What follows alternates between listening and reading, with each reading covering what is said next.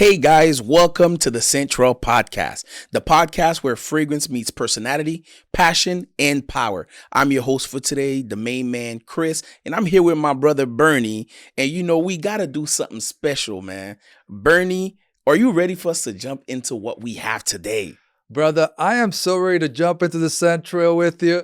Let's go. Let's make it happen. See, the thing that's special here is here at the Central Podcast, each week we peel back the layers of perfume culture as creators and also as collectors. We talk about blind buys to signature scents, viral hits, and new niche discoveries. This is the place where we talk all things fragrances and how fragrances shape our identity. Bernie, since you're ready to go, I have something to let you know.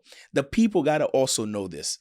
Today, we're talking about a heated topic, because we're going for part 2 of the state of Fragcomm. And I don't know if you remember the last time we went in depth about a lot of different things and a lot of things that, a lot of us as creators, talk about, that we don't really express to the people when we're behind the camera.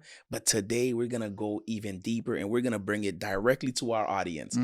How you think they're going to take it, Bern? I like what I'm hearing, and I'm sure they will too. Absolutely. So one of the things that's important for us to understand is oftentimes we hear the phrase Fragcomm a lot. What is Fragcomm, Bern? What's Fragcomm? That's a good question, Chris. Fragcomm is a community that is built by perfumers, by enthusiasts, and people who just love fragrances. Absolutely. And one of the things that I really want us to be able to break down today is not simply just Fragcomm overall, but the different parts of Fragcomm. Because we all here know that, there's different parts that make up the whole. The first part that we have are reviewers or critics. And just like the name states, these are people who take their time, who review fragrances, who will go in depth about it, who talks about performance, who takes their time to peel back and talk about the notes, the perfumer themselves, and so on, right?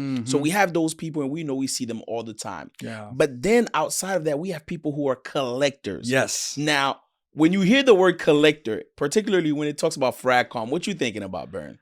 I'm thinking of me.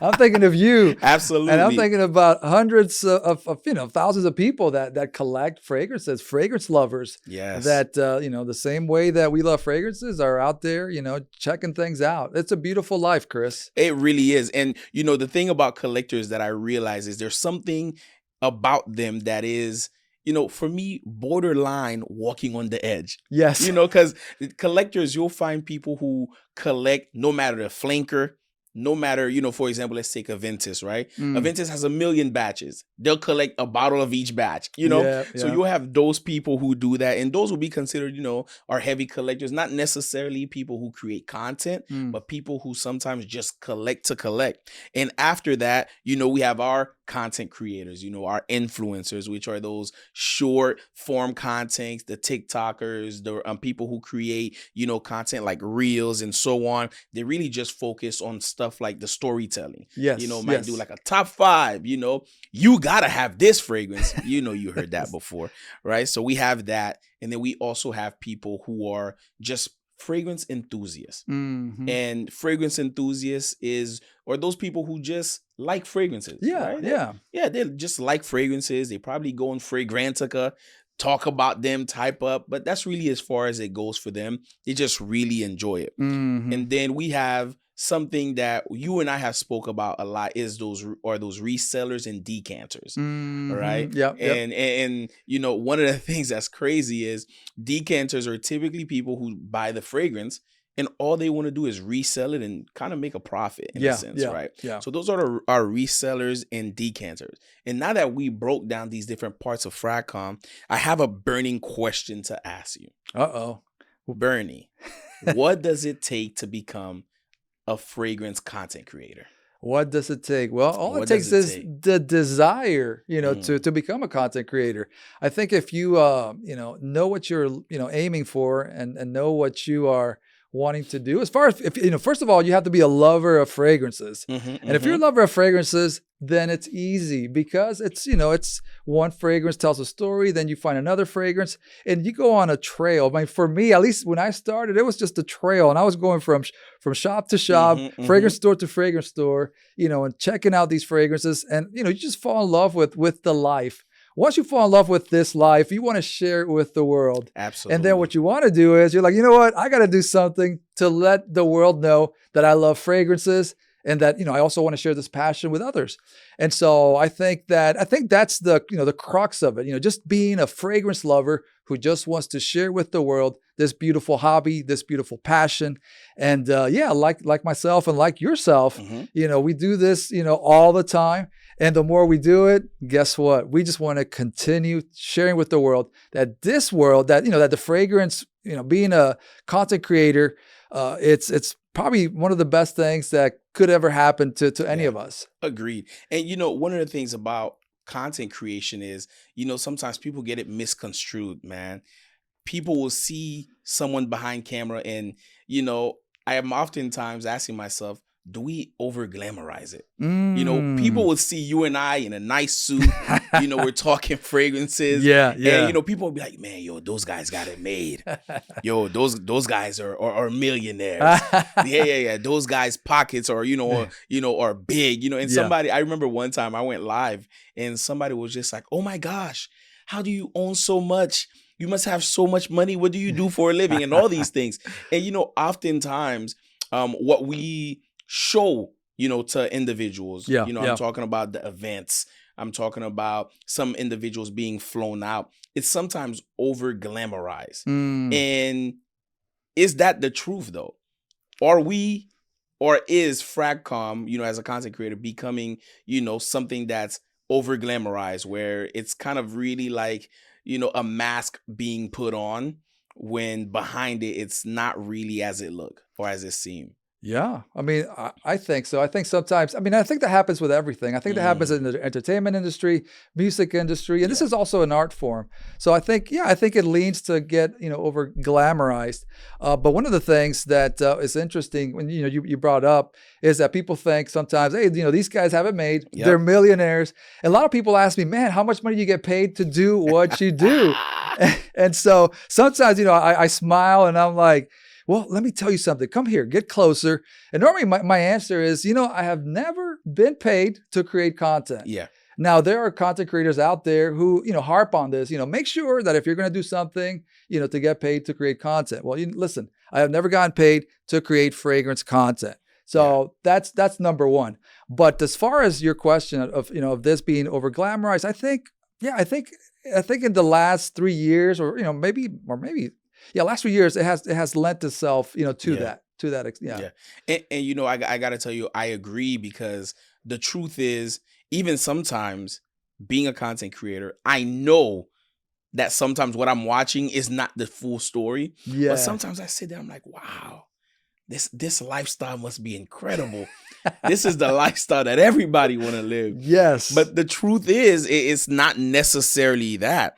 And part of it for me, you mentioned us, the part of being paid to create content. Now, one of the things that I always ask myself is we do know that there are some content creators who do get paid. Yeah. But oftentimes you can always kind of tell who's getting paid for the content they're creating versus who's not getting paid. Yeah. And oftentimes you can tell, sometimes they might not tell the whole truth about a certain fragrance.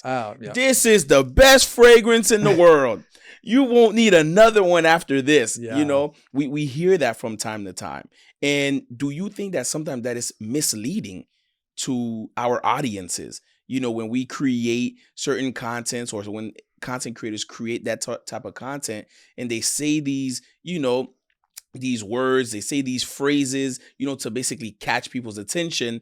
But, is it leaning towards lying, misleading people, or is it just because the dollar signs are there? Listen, you're talking and I just want to laugh because, I've listened to content creators talk about fragrances and I've been at fault, man. I've been like, what? This sounds awesome. Let me get it. Yep. And I order the fragrance It gets home, I check it out, and I'm like, wait a minute, but I thought the guy said that this was the greatest and the latest. Yeah. And so to me, something, so to answer what you're saying is, they can be misleading. And so to me, it's very important that, as content creators, we have a responsibility to tell people the truth. Yes. Because, you have to, and as a content creator, my approach is, and normally this is how I practice, being a content creator, I normally talk about the fragrances that I like. Yes. Things that I have, experience with. Now, there may be from time to time that I'll talk about something, or I'm reviewing something, but I'm going to give people, the hard truth. Absolutely. But most of the time, I want to say 90% of the time, I'm going to talk about stuff that excites me, stuff that I think, I'm like, you know what? I'm going to talk about that. And the public needs to know about this fragrance because it's a fragrance that brings joy. It's fresh. It's this, it's that. Yeah. And so, but to your point, very important, to be honest with the audience, honest with the public, because, if you're not, then you're going to mislead people to buy fragrances. And a lot of times these fragrances, man, they're pricey. They're very expensive. Absolutely. And so you don't want anybody spending $350, $500, $600 on a fragrance that they're probably not going to like. Yeah. Because believe you me, I've picked up some niche fragrances. I have a collection. I've got about 20 niche fragrances that I just don't like. But I'm not going to tell you guys which ones. And you know what's so crazy about that, Bernie, is as you were speaking, it reminded me there's oftentimes, where you're like, man, you wouldn't think that all of these content creators are lying about a specific fragrance. So let me go ahead and let me get blind by it and try it out. And then you end up, walking around like, man, you're not even spraying it. You only got some test sprays. All of that excitement that you had when the package was delivered, you go ahead, you grab it, and then you're like, oh man, this is such a letdown. And this is just a PSA to let you know, do not blind buy fragrances. Learn from us. Yes. Learn from our mistakes. Get your nose on stuff so that you can make the judgment call for you. Yes. And one of the things that's also important is, I also feel like because we're content creators and sometimes we receive gifts, right? From a house. Let's say a brand comes, calls you, Bernie, hey man, we have a fragrance here and we want you to go ahead and try it. And then they'll call you, they'll send it your way. And automatically, unfortunately, sometimes content creators will say, oh man, because they gifted it to me, I have to give it a raving review. I have to say it's good. They feel pressured. Yeah. I have to say it's the best thing since sliced bread. What's your take on that, man? Yeah. Well, a lot of these houses are going to flood you with fragrances. And so our job is to, it comes back to being honest, test these fragrances, make sure that you like them, that you enjoy them. And, these houses know, they know that, the reason they send them to you is because obviously they want to get on your good side, but they're also pressuring you in a way, to give them good PR. Yeah. So very important, for us content creators, again, not to allow ourselves to be pressured, but be subjective and do, a review that's balanced and truthful. Yeah. Because at the end of the day, we want to serve, our audience, we want to serve, the public, and we want to make sure that you get the truth about the fragrances. Absolutely. Very important. And one of the things that I find so important is sometimes you might receive something you might not like. And that still doesn't mean you have to bash it. Yes. You can give an honest review and not necessarily bash it. Right. For example, you might get something you don't like and you're not going to say, oh my gosh, you're not going to do that. But you might say, okay, well, this is what the notes are. This is what I'm getting from it. And quite honestly, it may not be my, cup of tea. Yeah. But, someone out there will like it because, again, fragrances are subjective. Yes. What's appealing to my nose may not be the same for you. Yeah. And I think that's a tight rope that, content creators have to walk. Yeah. Especially because of being pressured into situations like that. Because if you're afraid kind of, when I was earlier on and I was creating content, it's like, oh my gosh, I have to give it a good review, where it's like, I'm kind of afraid that no other house will be willing to send me anything. Yeah. They're looking like, oh man, this guy gives terrible reviews. We don't want that type of, that type of review or that type of PR. And so that happens oftentimes than people would actually like to say it does, Yeah. So that's crazy. And one of the things that's important about receiving fragrances is something, and this is now going to be a big talk because we know it always does. Yes. Anything that mentions money, oh yeah, always brings a lot of back and forth. Yes. And it's about the whole thing about getting paid for content. Mm-hmm. We have content creators who will say, man, you know what? I'm perfectly fine growing and getting the bottle and reviewing. It's a gift. And then you have some that's on the opposite side of the spectrum that says, man, my time is money. I work hard.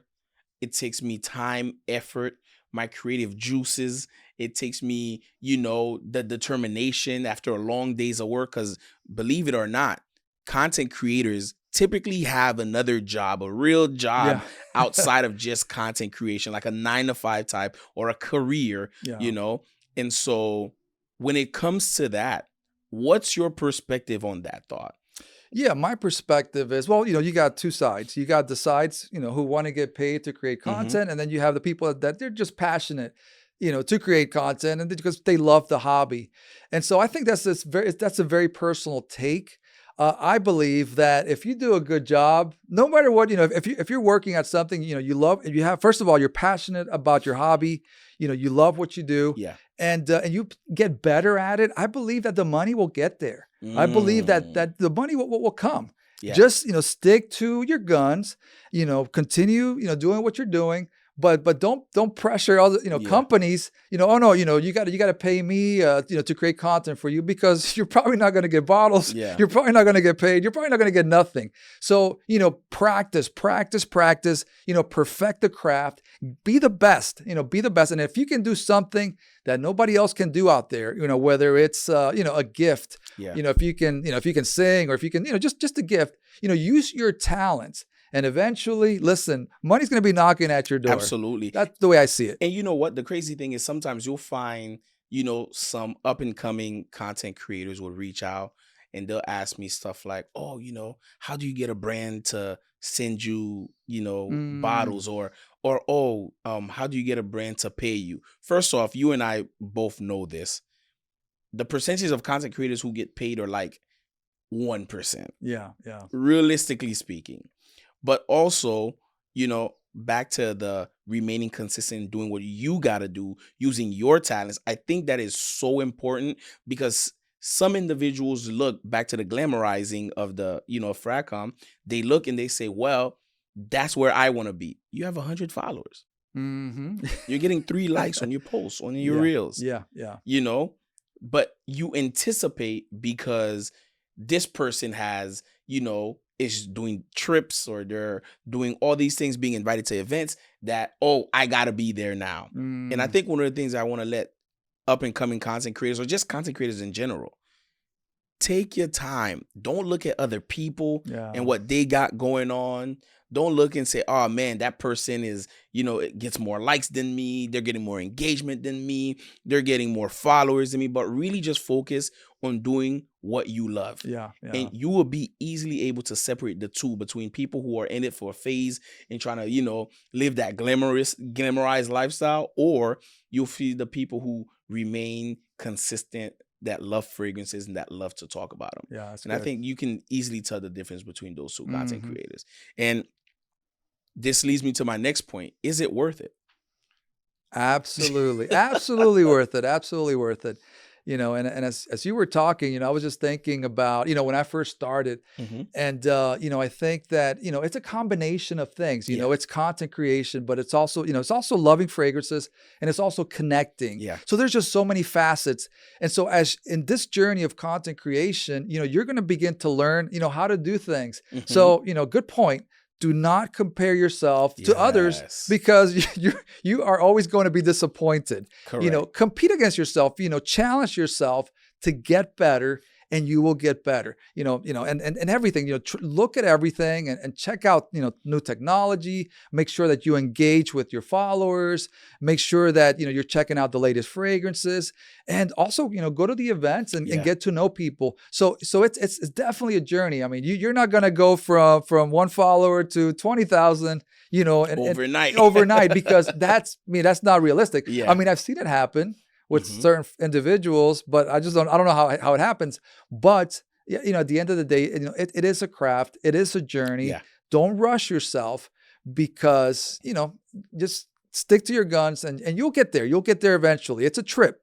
So don't get disappointed. Exactly. And believe me, I've been in areas or in places where sometimes I'm like, you know what, I'm throwing the towel. Yeah. You know, but then I look at my collection and I'm like, nah. Yeah. You know, you do it because of the passion, the love that you get Yeah, for the it, love, man. the passion, the relationships. Yes. You know, all those things. Yeah, and you know, on the topic of is it worth it, and we're talking about collections. Mm. Are these large collections, as somebody who just likes fragrances, like Yeah. let's just say, you know, you don't want to create content, but you know, you like to watch content on fragrances because you like to, you know, think about what's the next best one suitable for you. Mm. Is it, I don't want to say appropriate because people could do whatever they want. Yeah. But is it worth it for a regular individual to just say, you know what? I see Bernie's collection. I'm going to make sure I have a collection as big as that. Is it worth it to have that? All right. You're going to be surprised at my answer and the answer that I'm going to give you. So I'm going to just kind of break it down like this. You know, if you are a collector, you know, someone that really wants to, you know, you're a connoisseur, you want a little bit of everything in your collection, then yes, it's worth it. But, you know, if you're just a regular person that, you know, you do enjoy fragrances, but, you know, it's not something that you're passionate about as far as collecting, then there are other ways to do it. You know, not everybody needs, you know, 500 bottles, you know, collection behind them. You know, I think 5 fragrances for somebody that, you know, that just loves fragrances, I think 5 fragrances would be enough. Yeah. And if I was to tell you the truth, you know, if I wasn't a collector, I would probably have 3 fragrances in my collection. You know, so I mean, and again, it is an expensive hobby. So absolutely, if you go into this, you know, just make sure that, you know, I mean, sometimes you're gonna have to, you know, finance your house to get a lot of these fragrances because it gets very, very pricey. Yeah. But yeah, just, you know, it's really up to the individual, very personal.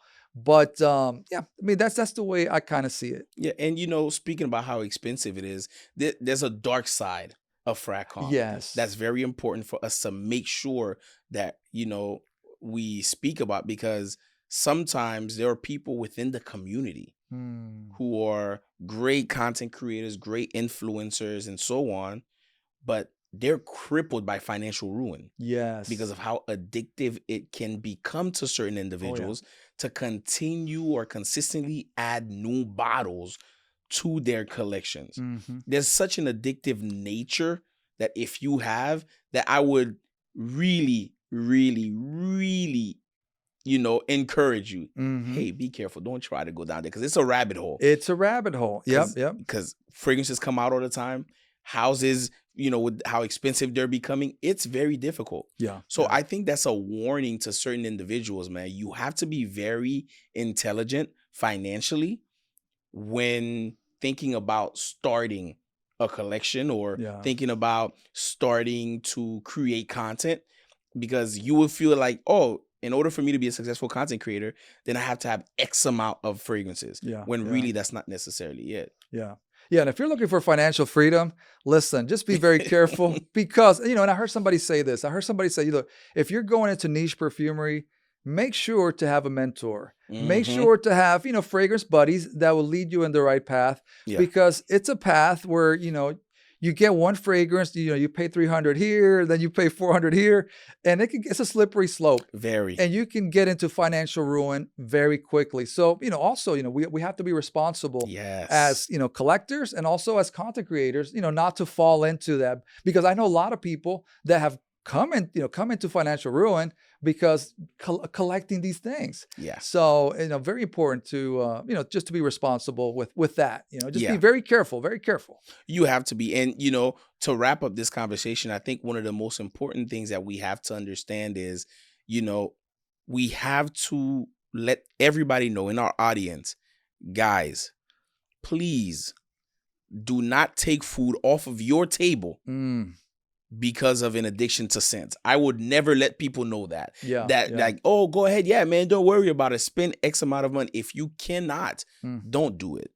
It's better that you have a roof over your head, food on your table, taking care of your family, than spending money on fragrances. The time for that will come. Yeah. But focus on that. That's one of the most important well-beings things that we can do. Now, Bernie, we're going to switch gears real quick.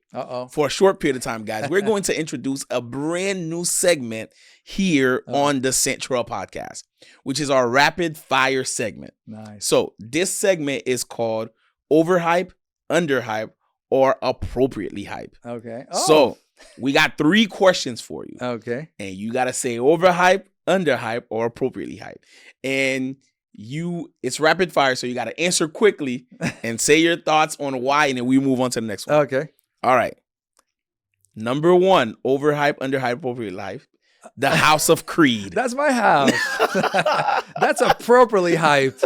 And it's because they are a staple. They've been there since the beginning. Quality fragrances. And man, I just love that house. Okay.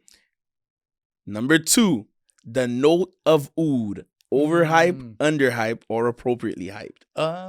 I think it's been overhyped in the last couple of years. Everybody's making a nude fragrance now. Yeah. And so I think, it's been overhyped. Okay. And last one. Okay. Now this one, some people may come for you now. Layering fragrances. Ooh. Overhyped, underhyped, or appropriately hyped? Man, I think it's overly hyped. I'll tell you why. I mean, I'm not a fragrance layer guy. I like my compositions to be one, and I want to enjoy that. Yeah. But I know people I like to mix it up, and that's okay. I mean, there may be times where I do that, but I just don't. I'm just not that type. Yeah, okay. So guys, for those of you guys who are layering kings and queens, come after Bernie, not me. No, but this is amazing, guys. We appreciate you guys sticking around with us for this episode because we have a very special announcement. We do. And Bernie, what's that announcement? I'm too excited to say it. I'm going to let you go ahead and say this announcement. What's the announcement? Well, we have an exciting announcement. First of all, we got some thrilling news to share with our audience in that we have just partnered with Black Aroma Distribution. Yes, sir. And they are, Chris, and you know this, they are one of the hottest fragrance distributors in the U.S. And they have just teamed up with the Central Podcast. Yes. Now, if that's not exciting news, I don't know what that is. Yes, we're excited. So, check this out. They are now the exclusive fragrance distributor of the podcast and the official sponsor of the Central Podcast. Yes. So a lot of things there. So guess what? We are going in different directions, but we're going in the right directions. Yes, absolutely. And one of the things that's important is about this is for our other announcements, if people are looking and paying close attention to what we have going on here, can you tell us about what's here, Bern? Absolutely. So, as part of, of this partnership with Black Aroma Distributions, they are the distributors of a new Korean house that has been making noise. And I've seen them everywhere. And it's an exciting house, Chris. They're amazing. They're awesome. And we've already tried these. And let me tell you, and I can't wait to tell you about them. But this line is called La Persona. Yes. And they come, like I said, from Korea, South Korea. And it's an exciting house. Awesome storytelling. Each fragrance represents a persona or a mask. So every time you apply one, you apply, a mask or a persona. And it's just beautiful fragrances. Yes. Quality stuff. And let me tell you something. These fragrances are just very, very just exciting. And great price point too, let me tell you. Absolutely. And so for niche. I say all that to say that we are going to be doing a giveaway. And I know our audience is excited because this is going to be our first giveaway. That is. So we are going to be giving away, four bottles. But we're also going to be giving away, small discovery sets, to more than 10 people out there or to 10 people out there. So, and if you have anything else to say about this giveaway, Chris, go ahead and jump on. One of the very first things that we're going to need you to do if you want your chance to be entered to win, number one, you must be following the Central Podcast. And not simply that, but also subscribe to our YouTube page. Yes. You don't want to miss that. So don't think just following us is suffice. You need to go and subscribe. Yes. And while you're at it, watch the rest of the other videos we had as well, and hit the like button. But you want to go ahead and subscribe to the YouTube page. And you also want to make sure you check out Le Persona's IG page and make sure you go ahead and you hit that follow. And you're going to hit the Le Persona, the US page, and you're going to go ahead and make sure you hit the follow button. And I got to let you know, Burn, I am excited for these because these fragrances are not the typical type of fragrances you'll get that are extremely in your face, extremely overwhelming. But these scents are supposed to be classy, sophisticated, something that you could wear any day, anywhere, anytime, even to the office, and something that's going to be extremely close and intimate, but yet that's going to smell marvelous. And once you get a whiff of it throughout the day, Burn, man, it's game over. It is. I got to be honest with you. We're going to talk about two quick ones real quick, which is LPO1 and LPO2, which are just fantastic. So we have on here LPO1, Burn. If you could go ahead and open that up and tell us a little bit about that one. Oh, yeah, absolutely. Yeah, so like you said, all these fragrances are incredible, and incredible with a capital I. And what I love about these is what you said, man. This is luxury in a bottle. And all of these fragrances, tell a story. And so let's go ahead and just spray this because we have some tester strips right here. Oh, you got some testers. Okay. Oh, we come prepared, man. Man. Awesome. So this one is LPO1. And they'll have also a name. Let me see if I can pull each of the names because I had them here. LPO1 is called Mystic Rose. And this is a Eau de Parfum. And so let's take it for a spin. 1, 2, and 3. All right. So that's let's see what we got here. Oh, Chris. Beautiful, man. Man, this is just so beautiful. Beautiful fragrance. And the first thing I get is there's just freshness about this. It's like correct. You get a rose, but it's a fresh rose, and it's just so elegant. And then there's some other elements in there as well. Let me just read the notes so that everyone knows what's in here. So you start off with white peony, centifolia rose, and black pepper. Those are your top notes, Chris. Yeah. And then at the heart, you have a beautiful jasmine. You get golden amber, black tea. And that black tea, it really comes to the front. It does. And then that little vanilla just softens it up. And then at the base, you have cedar wood, you have incense, musk, and patchouli. Man, and that incense is just, wow. It is just, this is another level of stuff. Absolutely. This is so beautiful, so nice. But to me, this fragrance is this is nice for the summer right now, for spring, summer, and even into autumn and in the fall. Man, this is just gorgeous. This is delicious, man. I really love this fragrance. Really nice. Yeah, it's really nice. And over here we have LPO2, which is called peacock feathers. Now, this is going to be your typical fresh, opens up with a beautiful citrus note. But then also there is this beautiful white florals in the middle, some jasmine, some lavender, and then you get some coconut, patchouli, and amber in the base. Now, what I find so incredible about this fragrance is how it comes off extremely smooth, something extremely refreshing. Personally, for me, Burn, I can wear this any and every single day. Yeah. This is basically a beautiful vacation in a bottle, but you don't even have to go on a vacation to wear this. I can smell that over here, man. I smell coconut, lime. Of course. I'm getting those notes. Beautiful, of course. It's extremely beautiful, man. And personally for me, I'm not a big fan of freshies, but this is one that I have been enjoying for the past several days on end, and I'm going to continue to enjoy them. Yeah. You've been wearing these. these. So I think, man, what a great giveaway. Absolutely. What a great giveaway, for our audience. Yeah. Yeah. And if our audience want to go ahead and check out these incredible fragrances, don't forget the giveaway. You want to make sure you follow us on Instagram as well as on YouTube to subscribe to our main channel, and go ahead and follow Le Persona, the US page, as well, to be able to be entered to win. We are going to make sure that you do all three of these requirements. Yeah. So that you can go ahead and make sure that you are entered to win. And also, what you want to make sure you do is let us know down in the comments, which one would you like to wear? You know, which one, LPO1 or LPO2, which one so far is the one you think you would be leaning towards? Because these are definitely worth checking out, Bernie. Chris, I'm going to tell you, man, I like all of them. All of them are my favorite, man. I don't even know which one to decide. I'm right there with you, Bern. I'm right there with you. Well, guys, this is all the time that we have for today on the Central Podcast. We do want to thank you guys for stopping by and entering into the world of scents with us today. And if you've enjoyed this episode, guys, please go ahead and hit that subscribe button and go ahead and turn on your bell notifications and make sure you share the podcast with another fragrance lover. And make sure if you want to go ahead and be featured on one of our future episodes, slide into our DMs and let us know a burning fragrance question that you have. And as always, make sure you hit that follow button 1,000,000 times, share our page, and share it some more.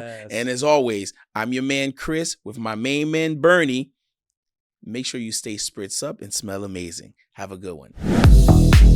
Ambassador for a very famous house. And it is a house that a lot of fragrance enthusiasts